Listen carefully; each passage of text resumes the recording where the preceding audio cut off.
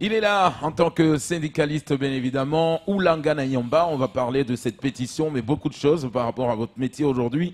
On le disait tout à l'heure à la première heure avec Samuel, c'est vrai que c'est aujourd'hui un domaine, un secteur qui souffre aujourd'hui parce que finalement le braconnage continue. Franck Charlier, bonjour. Bonjour à toutes et à tous. Merci déjà d'avoir accepté notre invitation. Donc ce matin, vous êtes avec nous en tant que syndicaliste, mais on va d'abord parler, avant de parler de cette pétition, on aimerait peut-être avoir un petit résumé de votre métier aujourd'hui, ce secteur finalement qu'on le dit, qui en pâtit aujourd'hui.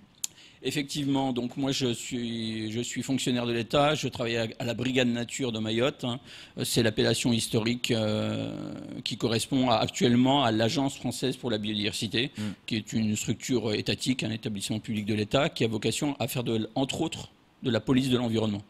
Donc mes fonctions sont celles-là. Et donc, on est entre autres confronté, dans le cadre de nos missions, à la lutte contre le braconnage des tortues, sujet récurrent en Mayotte, et sujet sur lequel il y aurait beaucoup à dire dans la mesure où, malheureusement, nous n'avons pas suffisamment de moyens pour remplir nos missions. Alors, Franck Charlier, déjà, je suis très content de vous avoir sur le plateau. Je suis admiratif de ce que vous faites et de ce que vous êtes. Ça fait un peu plus de 15 ans qu'on se connaît, mais quand je vous ai connu, c'était en 2003. La première fois que je vous ai vu, vous aviez un pistolet à la ceinture et vous faisiez partie de l'ONCFS, l'Office national français. Enfin bon, bref, aujourd'hui, c'est plus le cas. Qu'est-ce qui s'est passé ? Alors, qu'est-ce qui s'est passé ?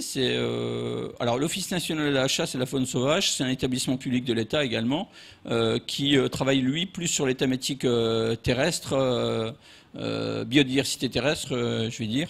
Et donc, à l'époque, j'appartenais à cet établissement-là. Et par la suite, l'établissement a décidé de quitter le territoire. Alors, pour des raisons administratives qui ne sont pas toujours forcément explicables ou expliquées, cet établissement, dans les années 2012-2013, a décidé de mettre la clé sous la porte et a passé la main à une autre structure qui, alors c'est un peu compliqué, hein, c'est de l'administration, qui était l'Agence des aires marines protégées, qui a constitué le parc naturel marin. Le raisonnement, c'était les problématiques à Mayotte sont compliquées, ça tout le monde le sait, et on passe la main à l'Agence des aires marines protégées qui va créer un super méga parc marin avec énormément de personnel qui sera dédié à la surveillance, et donc on rend les clés du camion. Ça s'est passé comme ça. Hein. On cède la vedette, le bateau, le matériel et grosso modo toute la structure à cet établissement Agence des aires marines protégées et on quitte le territoire. Donc il faut savoir, pour terminer sur cet organisme, c'est que c'est le seul département de France où l'ONCFS n'est pas présent sur le territoire. C'est une catastrophe. C'est une catastrophe, parce qu'aujourd'hui, vous êtes combien pour assurer la mission anti-braconnage ? 7 sur l'ensemble du territoire ? Effectivement. Alors, évidemment, il y a d'autres structures qui sont mobilisées, qui sont motivées sur le sujet. Il y a entre autres les agents du conseil départemental qui travaillent avec des moyens parfois dérisoires. Il y a les associations qui sont très mobilisées sur ces sujets-là, mais en bons hommes, moi j'appelle ça les petits hommes verts, qui crapahutent dans la cambrousse et surtout la nuit pour lutter contre ces phénomènes. Il y a le braconnage des tortues marines, mais il y a encore beaucoup d'autres problèmes. Hein. Mais ce problème-là nous prend quand même 40% de notre temps. Et ben nous sommes que 7. Alors si vous prenez un ratio 40% de 7 bons hommes, ça fait moins de 3 postes qui sont dédiés sur le territoire de Mayotte à la lutte active contre le braconnage. Pourquoi je dis lutte active ? C'est de la police de l'environnement, nous agents de la force publique, nous avons vocation à appréhender, c'est ce que nous avons encore tout récemment fait. C'est ce que vous avez fait, puis il y a un braconnier. Des braconniers en flagrant délit, et ils sont conduits avec les moyens nécessaires, ils sont conduits devant les forces de l'ordre, ils sont mis en garde à vue, et en général ils passent en comparution immédiate, ça a été les cas récents. Hein, un an de prison ferme, on va rappeler. Hein. Oui, tout à fait. La peine toute récente était exemplaire et c'est presque une première nationale. C'est-à-dire qu'un braconnier primo-délinquant qui n'était pas connu des services, qui n'était pas connu de la justice, qui est pris pour la première fois et qui part 12 mois à Magicavo, c'est une première. Il faut savoir qu'ailleurs sur le territoire, en Guyane par exemple, pour du braconnage un peu équivalent, les peines ne sont pas les mêmes. Donc, du côté de la justice, on a une réponse complètement positive. Donc il y a du répondant. Mais pour pouvoir agir efficacement, il faut des bons hommes. Et 7 agents, c'est complètement dérisoire. Alors, on va rappeler que ce braconnier donc, a pris 1 an de prison ferme, mais avec mandat de dépôt. C'est-à-dire qu'aujourd'hui, il est bien au centre pénitentiaire de Magicavo. Et aujourd'hui, il y a cette pétition. Cette pétition, en 3 jours, je crois qu'elle a récolté 1800 signatures, ce qui est considérable. Il y a un réel engouement pour la protection de l'environnement et la protection des tortues aujourd'hui à Mayotte, mais pas de la part de nos autorités, j'ai envie de dire. Et on n'a pas de retour, on n'a pas d'écho. Pourquoi ?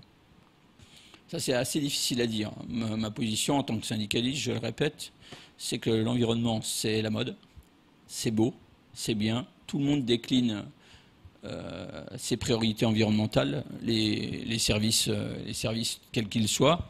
Mais ça, c'est du marketing, dans la majorité des cas. C'est du marketing. Mais derrière, quand on gratte le vernis, il n'y a pas forcément les moyens derrière. Alors c'est vrai que moi j'appartiens au ministère de l'écologie, je suis fonctionnaire du ministère de l'écologie. Mon patron c'est François de Rugy, avant c'était Nicolas Hulot. Il ne se passe pas un mois sans qu'on ait des éléments de langage qui nous soient transmis par notre ministère. Qu'est-ce que vous appelez des éléments de langage ?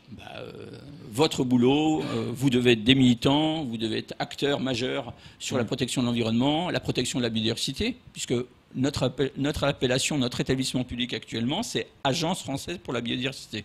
C'est une loi récente qui a institué cet établissement-là et qui a désigné une priorité sur la lutte contre la biodiversité, la lutte contre les atteintes à la biodiversité, braconnage quel qu'il soit, pollution, tout ce qui atteint l'environnement. Biodiversité, en chimorès, ça serait tout simplement Oulanga. L'environnement dans son sens le plus large, l'environnement naturel, la nature. C'est d'ailleurs pour ça que notre service à Mayotte, historiquement, s'appelle la Brigade Nature de Mayotte. Tout le monde sait, tout le monde comprend tout de suite de quoi il s'agit. Brigade Nature de Mayotte. On a notre pendant réunionnais, que je connais bien, pour y avoir exercé, c'est la Brigade Nature Océan Indien qui est basée à La Réunion. Et malheureusement, les effectifs, ils sont ce qu'ils sont. La diversité des missions, elle est ce qu'elle est. Et débrouillez-vous avec les moyens du bord. C'est pas forcément satisfaisant.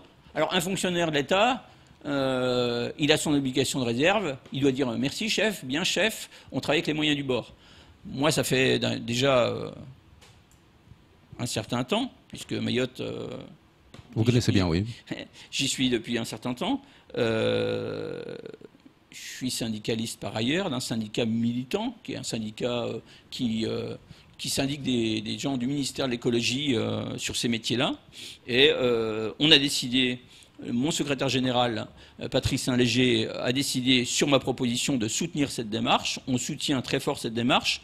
L'ensemble de nos adhérents sont en train de signer cette pétition actuellement. Il faut regarder les petits commentaires. C'est la pétition, on est bien d'accord. Ouais. Et cette fameuse pétition qui dit on n'a pas assez de moyens. Alors, j'ai vu l'actualité. J'ai vu l'actualité de ce matin, par exemple, l'annonce du président de la République sur une méga opération Harpie, qui est une opération qui sera menée par les forces armées sur la problématique de l'immigration clandestine et tout le reste. C'est clair. Mais nous, pour faire du judiciaire, pour amener les gens devant la justice, il nous faut pas grand monde. Attendez, j'en suis pas au stade de dire il faut 10 personnes de plus. C'est pas ça. Justement, Franck Charlier, la question c'est, idéalement, qu'est-ce qu'il vous faudrait pour que ça puisse commencer à fonctionner ? Idéalement, 3 bonhommes. 3 bonhommes. On est 7. On passerait à 10, ce serait génial. Et pourquoi c'est difficile aujourd'hui ? Qui ne veut pas aujourd'hui vous tendre la main ? Parce qu'il faut une décision parisienne. Je pense que la pétition, si elle recevait un écho favorable au ministère, ça se règle en 3 minutes. Le ministre d'État dit au patron des établissements qu'on a cités tout à l'heure, vous faites les fonds de tiroir, vous trouvez 3 bonhommes supplémentaires et vous les mettez à Mayotte. Pas 3 bonhommes qu'on envoie pendant 3 semaines en mission. Ouais. Parce que ça, la première réponse à cette pétition, ça sera ça, on va nous envoyer des mobiles. Parce que, vous savez, comme il y a des gendarmes mobiles, chez nous, on a des mobiles. Quand on lutte contre la civelle, le braconnage de la civelle en métropole, quand on lutte sur le braconnage du saumon, quand on lutte sur le ramassage des œufs de tortue en Guyane, parce qu'il y a des grosses opérations tortue Guyane, il y a des collègues qui partent plusieurs semaines en Guyane, mais c'est facile en Guyane. Facile, le travail n'est pas facile, mais en Guyane, en Martinique, en Guadeloupe, la problématique des tortues, des œufs de tortue et autres, c'est sur 3 mois que ça se passe. Vous savez, les tortues, ailleurs dans le monde, elles vont sur une zone particulière, elles montent sur les plages, ça dure 2 à 3 mois, et après, le reste de l'année, c'est le calme plat. Il y a des périodes. Oui. Nos sacrées tortues à Mayotte, C'est toute l'année. elles montent sur les plages toute Tout le l'année. temps. Alors, il y a des périodes où il y a beaucoup moins de tortues que d'autres, mais toute l'année, vous allez sur les grandes plages, les grands sites, Comme Charifou. toute l'année, à marée haute, vous allez voir des tortues qui sont susceptibles de monter. Et donc, ça nécessite un déploiement de personnel, j'allais dire permanent, mais au moins sur le long terme. Ça ne peut pas être du court terme. Ça ne peut pas être une opération ponctuelle, une opération coup de poing. Ça, c'est bien pour les médias, ça. Mais ça ne suffit pas. Le travail de fond, c'est ça. C'est un peu comme les renforts de gendarmerie. Vous savez, les gendarmes mobiles, ils aident beaucoup.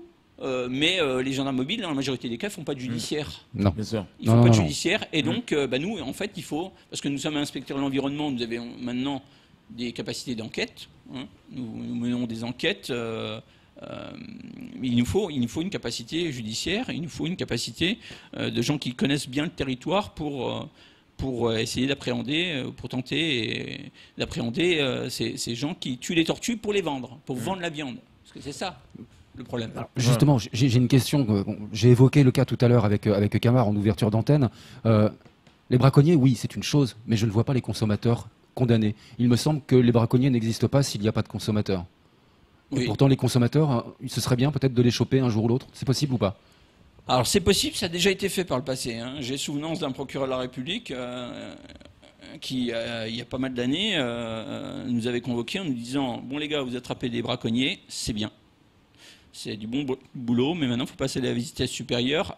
Ramenez-moi des mangeurs de tortues, des consommateurs de tortues.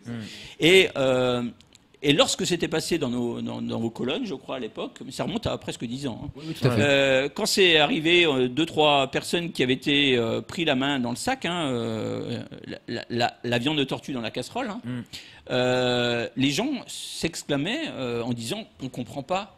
Lui, il était juste en train de cuire un bout de viande de tortue, il n'avait pas tué la tortue, il n'avait pas transporté, il s'était fait livrer à domicile. Et il est parti 2 mois, il y a eu une peine d'une fois 2 mois ou 2 mois et demi de prison, Tout à fait. ce qui paraissait complètement hallucinant. Ben, en fait, la réalité, c'est ça. C'est un peu comme ce qui se passe dans le cadre du trafic de drogue. Tous les maillons de la chaîne sont pénalement condamnables. Ouais, et donc, c'est clair et net qu'on s'oriente là-dessus. Et vous savez, depuis plus de 10 ans, les moyens d'investigation, ils se sont bien développés. Tout à fait, ça a évolué. Alors on n'est pas dans les séries télévisées, mais on a des moyens d'investigation qu'on n'avait pas à l'époque. C'est clair, je ne vous en dirai pas plus. Est-ce que la lutte contre le braconnage, je ne sais pas combien de temps il nous reste, Camar, Allez-y. aujourd'hui est vouée à véritablement se développer? Est-ce que vous avez espoir? Là, il y a une pétition qui est lancée par Oulangana Nyamba pour demander plus de moyens. C'est ça l'objet, demander plus de moyens. Est-ce que vous y croyez encore après toutes ces années? Eh bien, je vais vous dire que j'étais assez aigri jusqu'à la semaine dernière, où cette pétition a été lancée et relayée par les gens qui se préoccupent de l'environnement à Mayotte, Oulangana Nyamba, mais beaucoup d'autres. Il n'y a pas que. Mais c'est quand même l'association historique Protection des Tortues, hein, qui a 20 ans à Mayotte. Et depuis ce week-end, lorsque nous avons lancé cette pétition, c'est clair que je commence réellement à croire que notre tutelle parisienne sera bien obligée de prendre en compte l'ampleur du phénomène. L'ampleur du phénomène, il a fallu la quantifier. Il y a quelques années, quand on nous répétait, quand on me disait à Paris, oui, mais vous rabâchez braconnage des tortues, c'est pas quantifié. Pour répondre à ça, il y a 6 ou 8 ans, on a créé le REMAT. On rappelle, hein, Réseau d'échouage mammifères marins, tortues de Mayotte. Grosso modo, c'est vous trouvez un dauphin, une baleine, un dugong, une tortue blessée, mort sur le littoral, pour quelque raison que ce soit. Vous avez un numéro de téléphone, vous appelez la permanence. Et dans la limite des possibilités, puisque ce sont essentiellement des bénévoles, hein, pour la majorité des membres de ce réseau, et quelqu'un se déplace, prend des photos, fait une fiche et quantifie ça. Et donc à la fin de l'année, le phénomène, il est quantifié. Alors c'est vrai, le REMAT, ces 2 ou voire 3 dernières années, n'a pas toujours bien fonctionné parce que manque de moyens, une fois de plus. Et puis tous les gens sont lassés. Se démobilisent à force. Des bénévoles qui vont sur les plages pour quantifier, prendre les photos de l'ampleur du désastre, mettre une croix de peinture sur une carapace de tortue et puis remplir une fiche en disant j'ai rempli ma mission, c'est vachement démotivant, convenons-en. Et donc, en fait, ce réseau REMAT, quand bien même il est baissé en efficacité ces dernières années, grosso modo, pour schématiser, alors on peut pérorer sur les chiffres, mais ça montre qu'il y a entre 300 et 400 tortues tuées chaque année, visibles sur les plages. Visibles sur les plages, c'est-à-dire qu'on trouve un bout de pâte, un bout de viande, du sang, une carapace, sur le bord du littoral au petit matin. Ça, c'est la partie visible de l'iceberg. Il y a une grosse partie de l'iceberg qui, elle, n'est pas visible. Et qui n'est pas connue. Donc, bien évidemment, le phénomène, il est probablement plus important que ça. Donc, sans commune mesure, il y a un problème et il faut le traiter. En fait, pourquoi je suis venu devant vous ce matin et pourquoi je soutiens fortement cette démarche, cette pétition, c'est que je ne fais qu'une chose. Je demande uniquement à l'administration, qui est mon employeur, les moyens pour pouvoir bosser. De la même manière qu'un syndicaliste de police peut venir devant vous dire on n'a pas les moyens, on manque de véhicules, on manque de ceci, on manque de cela. Ben nous, ma démarche, c'est ni plus ni moins, mais du matos, du matériel, on en a. C'est des hommes qui nous manquent. Des hommes ou des femmes, hein, bien sûr. Parce qu'on a des collègues en métropole. Alors, puisqu'on est super à la bourre, Franck Charlier, cette pétition, on peut continuer à la signer. On la trouve où exactement? Alors, elle est sur le site change.org. C'est change.org. Ça s'appelle Pétition pour le renforcement de la lutte contre le braconnage à Mayotte. Elle a allègrement dépassé presque les 1500, oui, elle a largement dépassé les 1500, presque 1600 signatures. Tous les gens qui, de près ou de loin, ils sont nombreux, qui se sentent concernés par ce phénomène, tous les gens qui un jour ont vu des choses pas forcément super sympas sur les plages, une carapace, du sang ou des choses comme ça, tous les gens qui sont motivés, en fait grosso modo tout le monde, hein, à part les mangeurs de Niamba, doivent, on leur demande de signer cette pétition qui tourne très fort et peut-être qu'on va pouvoir avancer et inverser la tendance. Merci beaucoup. Si vous me permettez, je remettrai le lien de la pétition le temps qu'il faudra pour en faire la publicité, la promotion dans France Mayotte tous les jours. Ça me paraît important. Très bien. Merci beaucoup. Merci, c'était tout pour ce deuxième temps de parole.